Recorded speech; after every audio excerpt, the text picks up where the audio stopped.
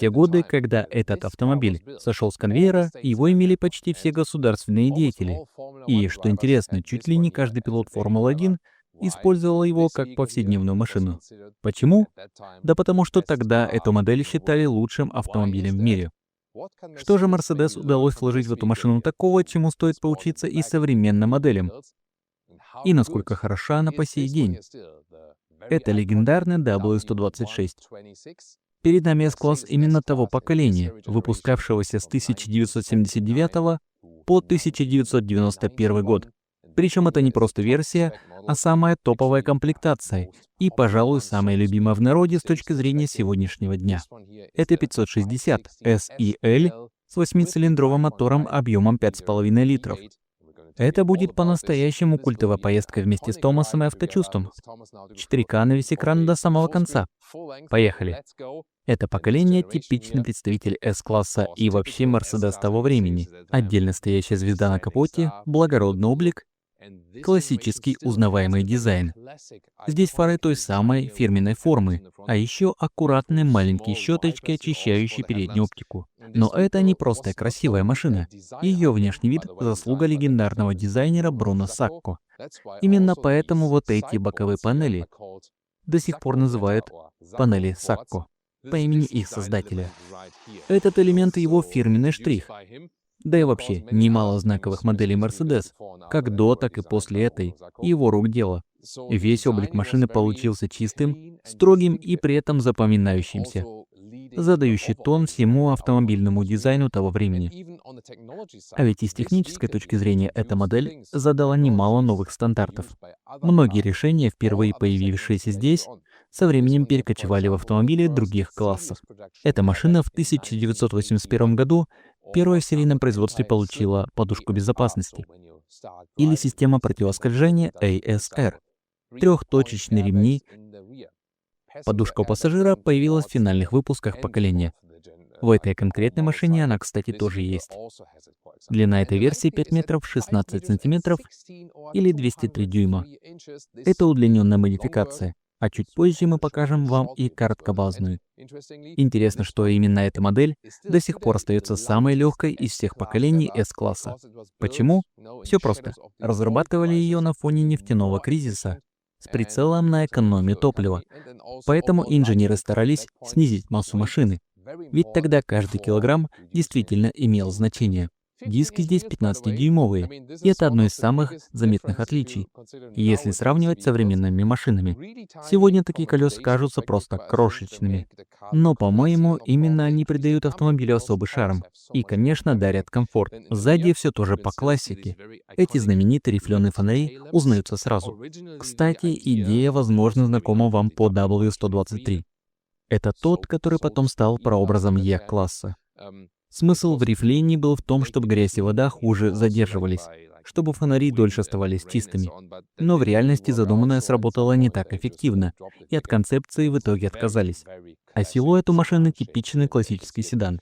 На крышке багажника заветные буквы 560 SEL. И несмотря на то, что эта топовая комплектация самая желанная, такую машину можно найти в районе 40-50 тысяч евро. А это, согласитесь, не так уж дорого. Особенно если учесть, что более молодые поколения S-класса порой стоят и дешевле. Лично мне здесь особенно нравится, что у автомобиля сохранялся тот самый культовый облик. При этом все выглядит чисто, лаконично, сдержанно. И даже современными системами безопасности, благодаря которым эта винтажная машина остается вполне надежной. Ну и, конечно, масса интересных технических решений. Эта машина вообще вся из них состоит. Мы как-то тестировали ее предшественника W116. Это была самая топовая модель S-класса. Там, если помните, дворники стояли прямо на лобовом стекле, не спрятанные. А здесь инженеры ради аэродинамики спрятали щетки ниже, в базу лобового стекла. Одна полностью скрыта, вторая почти. Воздух обтекает их сверху, и за счет этого улучшается общее сопротивление. Сейчас такие решения — обычное дело. Даже у Fiesta или Polo. Но тогда это был прорыв. Именно Mercedes первым внедрил подобную технологию, которую потом переняли все. И еще один интересный факт. У старых моделей дворники очищали лишь часть лобового стекла, а здесь новые щетки покрывали сразу 73% поверхности. И это на тот момент было просто впечатляющим результатом. Когда открываешь капот, присмотритесь внимательно. Он сначала чуть-чуть приподнимается, а потом появляется вот такой крошечный язычок. Но это только начало, надо потянуть дальше, и тогда уже можно полностью открыть капот и увидеть тот самый мотор топовой комплектации. Интересно, насколько по-разному выглядят двигатели разных поколений, правда? Здесь у нас V8 объемом 5,5 литров. Старший агрегат линейки мощностью около 280 лошадиных сил. Максимальная скорость 250 км в час, то есть 155 миль в час. Вообще в моторной гамме были и рядные бензиновые шестерки, и, конечно, V8, а еще дизели, как 5-цилиндровые, так и 6-цилиндровые. Самое удивительное сегодня, как все поменялось местами. Тогда дизели предлагались в основном для Северной Америки, в Германии они почти не продавались. А теперь все наоборот. Странно, да? Кстати, если взять все поколение W126 в целом, то треть всех выпущенных машин ушла в США. Еще треть осталась в Германии, а все остальное — это уже остальной мир. Так что можно сказать, что W126 создавался в первую очередь для двух рынков — американского и немецкого. Вот почему именно в этих странах на вторичке до сих пор полно этих машин. Интересно, не правда ли? Да, просто заглядываться можно, особенно когда начинаешь ехать. И вот сам механизм капота, но вы посмотрите, как он устроен. Как вместе с капотом приподнимается и решетка радиатора. Красота. И особенно приятно осознавать, что это по сей день самое успешное поколение S-класса в истории. Выпускалось оно дольше всех. Целых 12 лет. И при этом разошлось самым большим тиражом — почти 900 тысяч экземпляров. Почти миллион. Это действительно был флагман роскоши того времени. Конкуренты подтянулись позже, стали отъедать долю рынка, но факт остается фактом. И госдеятели, и пилоты Формулы-1 выбирали именно эту машину, потому что по-настоящему верили. Это лучший автомобиль на рынке. И, возможно, вы сейчас задаетесь вопросом, а почему тогда так было? И что изменилось с тех пор? И не только у Mercedes, но и в целом по всей отрасли. Тогда инженеры играли первую скрипку. Их никто не ограничивал. Цель была одна — создать лучший автомобиль без компромиссов. И искали не удешевление, а лучшее решение. А потом началась эра бухгалтеров. И все стало зависеть от того, во сколько обходится производство. Куда важнее стало уложиться в бюджет, чем сделать идеально. Вот так все и поменялось. Давайте заглянем в багажник. Это прямо образцовый классический багажник, без всяких «но». Открывается вот так, одним движением, и, конечно, тут же треугольник аварийной остановки встроен прямо под крышку. Не надо никуда лезть. Открыл, и он уже на виду. Ну и как же без замеров? Конечно, я должен измерить багажник классического авто. Ширина 1,60 м или 63 дюйма. Что за чудеса? Внутри багажник такой же широкий, как и сам кузов по габаритам. Это действительно редкость. Высота прямо под стандартную ручную кладь идеально встает чемодан. А длина те же 63 дюйма или 92 сантиметра. Да, я обожаю багажники у таких ретро-машин. Сидушку не сложить, но влезает ну просто вагон всего. И по литражу тоже отличные показатели. Супер. А теперь прислушайтесь.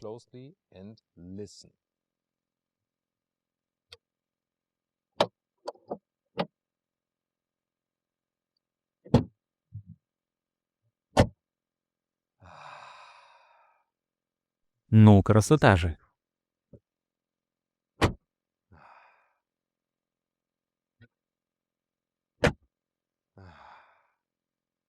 Еще раз. Прекрасно. Ну и, конечно, классический ключ. Вставляешь его,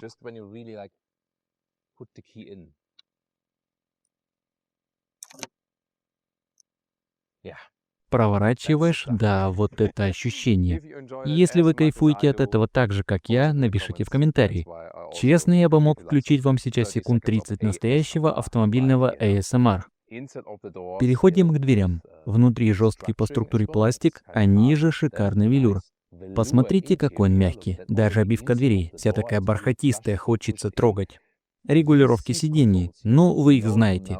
Сначала они появились в Mercedes, а потом пошли по другим маркам. Все вот здесь, на дверной панели. Причем уже тогда были функции памяти на два положения. Визуализация кресла на кнопках — это тоже фишка, которую Mercedes впервые показал именно здесь. А потом все это стало стандартом для премиум-сегмента. Рулевое колесо с надписью SRS, система подушки безопасности водителя уже на месте. Позже появилась и пассажирская. Сиденья в те годы могли быть разными. Ткань, искусственная кожа Ambitex, велюр, как здесь. Очень мягкий, с микрофибровой текстурой. В редких случаях ставили и натуральную кожу, но это скорее исключение. Интересно, что даже королева Великобритании в своем лимузине не сидела на коже. Максимум ее водитель. Просто потому, что кожа считалась практичной, но не роскошной. И здесь в S-классе в приоритете были ткани, а также велюр и премиальный кожзам Ambitex. И, к слову, выглядит все это до сих пор как новое. Вот такие дела. Мой рост 189 сантиметров, и знаете что, я тут почти головой в потолок упираюсь. А ведь у нас еще и версия с люком. Давайте включим зажигание. Люк здесь самый простой, без всяких стеклянных вставок и модных шторок.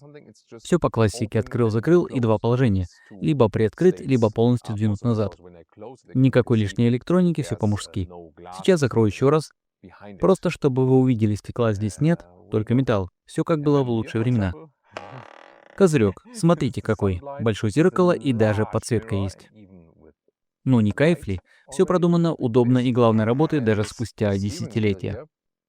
А вот и рулевое колесо с подушкой безопасности, как я уже говорил. И, внимание, с круиз-контролем. Классический рычаг дворников слева. И просто послушайте, как это все звучит.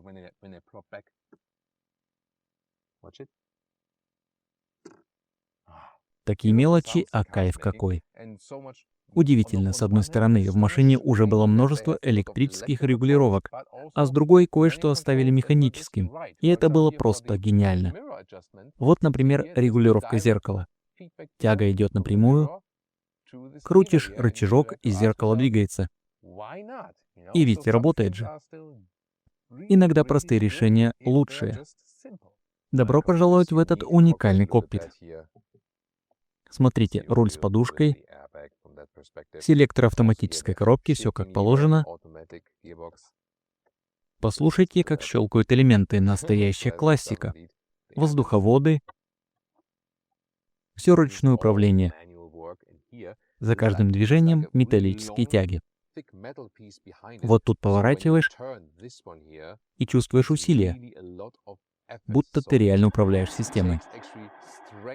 И звук — просто кайф. Когда переключаешь направление потока воздуха, понимаешь, что все происходит именно так, как ты захотел. Прямое взаимодействие с техникой, и это здорово. На передней панели рельефная текстура. Здесь уже появилась подушка безопасности пассажира. Ее добавили ближе к концу выпуска модели. Интересно, что из-за нее здесь нет бардачка. Вот так. А вот и классный щелчок, регулятор громкости, ниже кнопки обогрева сидений, шторка заднего стекла. А вот здесь переключатели стеклоподъемников и управление правым зеркалом. Послушайте, как оно двигается. Ведь до него водителю не дотянуться, так что сделали электропривод. Забавно, но логично. А вот и массивный подлокотник, мягкий, комфортный. Поднимаешь под ним немного пространства. Нажимаешь кнопку и...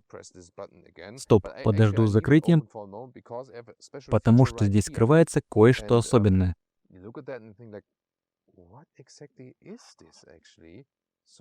Смотрите, вот эта панель с цифрами и кнопками. Возвращая на 0. Слышите, как выходит воздух? Это регулировка поясничного подпора. Можно выбирать зону и накачивать нужный участок воздухом. Йоу, как говорится.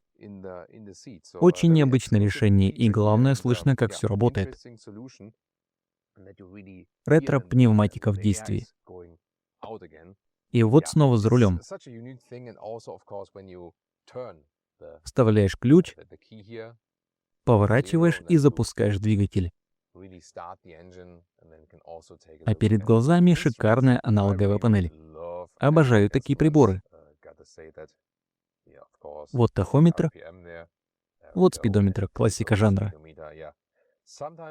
Иногда хочется, чтобы те времена вернулись. Тут особая атмосфера, солидная, настоящая. А еще этот вид на капот, где прямо перед тобой сияет звезда Мерседес. Настоящий кайф. Смотрите сюда, я управляю задней шторкой прямо отсюда, с места водителя, электропривод, шик. А теперь заднее сиденье. Напоминаю, это удлиненная версия, так что места для ног хватает даже при высоком переднем пассажире. В короткобазной такого не будет. На дверях та же велюровая отделка, приятная на ощупь. И пепельницы, они тут везде. У каждого места свой прикуриватель. Да, тогда это считалось настоящим символом роскоши. Стеклоподъемники, обогрев сидений, все есть. Но самое удивительное — электропривод заднего дивана. Вы только посмотрите. Кресло сдвигается вперед, спинка назад. Ух ты! Можно устроиться очень удобно. А если нужно, отодвинуть еще дальше, чтобы освободить больше места сзади справа. И все это в машине конца 80-х. Впечатляет, не правда ли? И это еще не все, покажу вам еще больше. Вы только посмотрите на задний ряд. Тут даже пружины под сиденьями, создающие эту невероятно мягкую, почти плюшевую атмосферу. Вот, например, за местом водителя. Над головой места немного, но для моего роста 1,89 м вполне хватает. И вот что интересно, эти пружины не только дарят комфорт, но и слегка гасят колебания на дороге, когда ты мчишь по трассе. Хотя, конечно, стоит признать, да, сиденья мягкие, обивка приятная, все такое уютное. Но современная эргономика, особенно на заднем ряду, все-таки ушла далеко вперед. И все равно тут очень круто. Представьте, на момент съемки в 2025 году этой машине 34 года. Плюс-минус.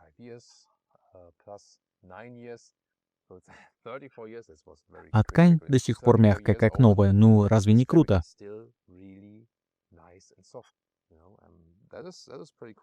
Вот смотрите, подлокотник двигается вот так. Настоящий добротный подлокотник. Прямо как подушка, честное слово. С таким точно чувствуешь себя боссом, даже если это 91 год. А если наш серый экземпляр был топовой версией, то этот золотистый — базовая модель. Цвет, кстати, потрясающий, шампань металлик, такой благородный, золотой оттенок. Это 300 SE 1988 года. Без литеры L, то есть короткобазная версия, можно сказать, начальный уровень в линейке. И вы не поверите, Mercedes Classic купил эту машину всего за 15 тысяч евро. Вложил немного в реставрацию, чтобы довести ее до отличного состояния. Но, согласитесь, за такие деньги это просто находка. Короткая база, кстати, смотрится очень гармонично, пропорции просто идеальные. Конечно, места для ног сзади меньше, чем в длиннобазной версии. Но дизайн, особенно эти зазоры в задних фонарях, все еще классика. А этот золотой цвет делает машину еще более особенной. Давайте заглянем в салон. Он идеально сочетается с этим золотым кузовом. Посмотрите на тканевые сиденья. Тоже в золотистом стиле, просто шик. И вот еще одна техническая деталь. Я упоминал подушки безопасности, а тут их нет. Вместо этого обычный бардачок с откидными подстаканниками, что само по себе забавно. Никакой амортизации, как в современных бардачках. Это 1988 год. Подушки уже были в топовых версиях, но в этой классический руль базовый, без изысков. Но в плане комфорта сиденье почти не уступает топовым моделям. Смотрите, опять эти пружины. Самая прикольная фишка. Даже базовую версию можно купить и кайфовать. Хотя, если бы я выбирал, все-таки искал бы вариант с подушками безопасности просто для спокойствия. Но цветовая гамма тут уникальная, правда? И потолок, обшитый тканью, просто вау. И за 15 тысяч евро машина в таком состоянии — это просто невероятно. Но учтите, если планируете возить много людей, длиннобазные версии L были популярны не зря. Вот смотрите, сижу за рулем, а сзади места для ног почти нет. Сегодняшние машины, знаете, обычно на класс больше. Длиннее, шире, просторней. Но я хочу услышать ваше мнение в комментариях. Выбрали бы вы топовую версию или были бы довольны базовой, как это? И еще одна жемчужина, купе-модель C126. Я опустил стекла, чтобы вы увидели этот потрясающий эффект без средней стойки. Ну, разве не круто? Стиль купе совершенно уникальный. Были, конечно, и другие S-класс купе позже, но не в этом поколении. Сзади дизайн почти идентичен седану. Но давайте заглянем внутрь. Салон тоже огонь. Снова тканевые сиденья, велюр снаружи и внутри. Другой оттенок, но все равно шикарно. Особенно без этой средней стойки. Как вам такой вариант? И даже в те времена, представьте, в купе был автоматический доводчик ремня безопасности. Смотрите, какой длинный. Длиннее, чем в современных машинах, правда? Отличная фишка для комфорта. Спортивный режим. Ой, погодите-ка, его тут нет. Да он и не нужен. Зато есть мощь этого V8. И звук мягкий, благородный, как надо. Добро пожаловать за руль W126, а точнее 560 S и L. W126 — это код модели, 560 — конкретная версия, топовая с длинной базой. И, конечно, тут уже есть гидроусилитель руля, но если сравнивать с современными машинами, руль тут все же потяжелее чувствуется. Первое, что бросается в глаза по сравнению с новыми автомобилями — сиденья. Они невероятно мягкие, прямо подстраиваются под твой вес. На поворотах, на кочках ты будто слегка подпрыгиваешь. И это создает совершенно особое ощущение, знаете. Уникальное, ни с чем не сравнимое. И вот что удивляет. Этой машине 34 года, а в салоне так тихо. Это один из последних экземпляров этого поколения. Но все равно тише, чем некоторые современные машины на дороге. Серьезно. Крутить баранку на кольцевых развязках или в S-образных поворотах — сплошное удовольствие. Подвеска мягкая, колеса крошечные по сегодняшним меркам. Из-за этого езда получается такая немного расхлябанная, не жесткая. Машина как будто покачивается, ее легко раскачать. Но руль при этом, он прощает ошибки, не дергается. Угол поворота небольшой. Но ты все равно чувствуешь, что делаешь, понимаете? Вот это я и имею в виду. Едем, скажем, 70 км в час. Переключение передач плавное, машина просто плывет вперед. Это реально комфортно, кайфово, знаете. Но, честно говоря, эргономика современных сидений все-таки выигрывает. Да, эти мягкие, но по базовому комфорту новые кресла лучше. Еще заметил, кондиционер тут зависит от скорости. Вот сейчас Ли, например, немного зябко. Прибавим тепла вот так вручную. Да, все настройки ручные. Приходится подстраивать под скорость самому. А ведь в те годы кондиционер был вообще редкостью, особенно в такой машине. И знаете что? Это до сих пор полноценное авто для ежедневной езды, без шуток. Да, это винтаж с этим характерным ретро-видом снаружи. Она плывет как по волнам, правда? Очень круто. Но при этом, знаете, едет почти как современная машина. Да, как я уже говорил, подвеска здесь мягче, сиденья просто пуховые, руль требует чуть больше усилий. Но это не тот случай, когда ты садишься в старую машину и думаешь, ну это какой-то хлам. Понимаете, о чем я?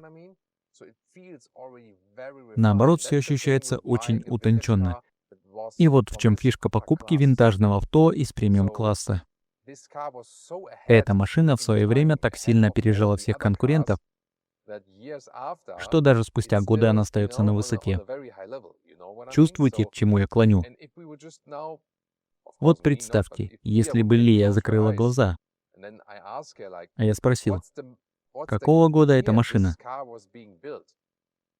Она бы ни за что не угадала, что это 91 год. Если просто слушать и ощущать, как мягко машина тебя обволакивает, какая в ней тишина, кажется, что это вполне современный автомобиль. Это реально поражает. Я как-то ездил на W116, вот там уже больше ощущений, как в классическом ретро. А эта модель — просто огромный скачок вперед, почти современная. Но при этом ты все равно получаешь кайф от вождения винтажной машины, от того, как она себя ведет. Я езжу на ней спокойнее, не так быстро, как на современных авто. Вот сейчас, например, я мог бы прибавить еще 20 км в час, но не стал. Она не такая юркая, как новые машины, понимаете? Сравнить хотя бы с современным S-классом. Он больше, но я бы мог легко разогнаться до 100 км в час, и это ощущалось бы как 50. А тут из-за мягкой подвески и маленьких колес. На высоких скоростях нет той ловкости. Но, знаете, это и не главная цель этой машины. Она не про спортивный характер, как современные модели. Здесь ты наслаждаешься ее эксклюзивностью, ее шармом. Посмотрите вперед. Это звезда на капоте, как она гордо стоит. Как изгибается сам капот. Ни одна современная машина не дает такого удовольствия от вида спереди. А теперь в городском потоке. Давайте посмотрим, как она себя поведет на низких скоростях. Конечно, парковаться или перестраиваться приходится с чуть большим усилием. Иногда, когда меняешь полосу или тормозишь. Особенно если впереди камера на скорость, не дай бог. Слышишь легкое поскрипывание порогов. Но для машины такого возраста это абсолютно нормально. И я не устану повторять про эту тишину, особенно на выходных, на невысоких скоростях. И это просто кайф, правда? Красиво, да. Это реально машина, где ты наслаждаешься винтажным вождением, но с современным уровнем безопасности. Конечно, ездишь чуть медленнее, подвеска не такая спортивная и шустрая, но она дает все, что нужно. Можно вести 4 взрослых. Ага, точно, тут 4 места, я не ошибся. Да, 4, все верно. Регистрация на 4. И багажник огромный, хоть в отпуск на ней езжай. При этом она вполне подходит для ежедневной езды. Вот что круто. Когда-то это был суперлюксовый авто. А теперь со сдержанным дизайном она смотрится скромнее в современном смысле. Можно кататься по модным кварталам Берлина, и никто не назовет тебя снобом. Это машина высокого класса, но при этом ненавязчивая, понимаете? Она нравится всем. Когда едешь на этой машине, все вокруг, от мала до велика, показывают большой палец вверх. Неважно, кто ты и откуда. Эта машина вызывает симпатию у всех. И это делает ее такой крутой. Сейчас едем на 60 км в час, но я могу немного прибавить. С открытым люком шум не так уж и силен.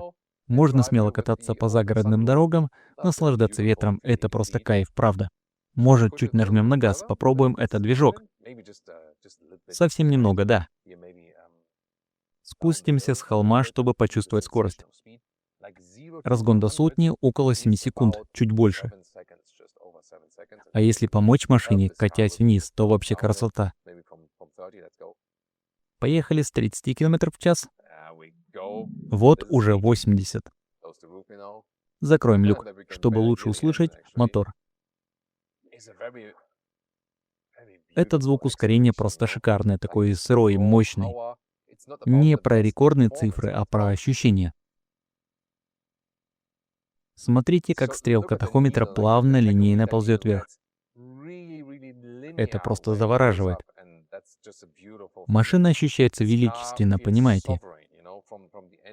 Мотор как будто говорит: я не спорткар. Мне не надо быть самым быстрым, но у меня объем, цилиндры и мощь всегда под педалью, когда нужно. При этом разгон в той зоне, где ты думаешь.